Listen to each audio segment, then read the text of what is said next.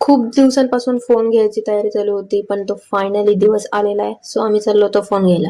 Really मला phone घ्यायचा आहे, पप्पा का एवढे खुश दिसतायत. तर इथे दीदी डिस्कशन करत होती की कोणता फोन पाहिजे कोणता नाही. आणि तुम्हाला वाटत असेल की याच्यामध्ये प्रोटीन असेल, पण नाही, याच्यामध्ये खारी आणि ते ठेवलेलं होतं.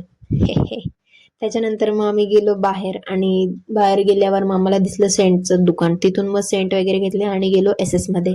तिथे फोन जो मला पाहिजे होता तो अवेलेबल नव्हता, त्याच्यामुळे माझा मूड गेला होता. मग दीदीला बोलली तू अनबॉक्सिंग कर, आता जसा निघेल तसा निघेल.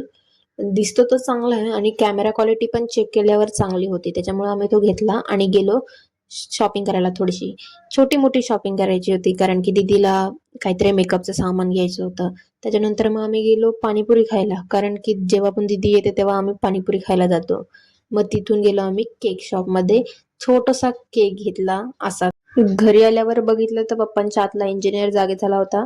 नवीन फोन घेतलाय तरी सुद्धा जुन्या फोनच्या मागे हात धुवून लागलेत, हे काय माहित का. सो म्हणलं जाऊ दे, फोकस करूया आपण आपल्या ह्याच्यावर. आणि अक्कांचं त्यांचं त्यांचं चालू होतं देवाचं. त्याच्यानंतर मम्मीने बोलवलं. मम्मी बोलते बघ आम्ही पंढरपूरला किती मज्जा केली. मम्मीला बोललं मी मला जळू नकोस, आता शांत बस. पप्पा नाचत होते हे दाखवत होती. त्याच्यानंतर मग दीदी बोलली की मी पण काहीतरी दाखवते या. मग तिने सगळे साखरपुड्याचे लग्नाचे फोटोज दाखवायला सुरुवात केली आणि त्याच्यामध्ये पूर्ण रात्र गेली.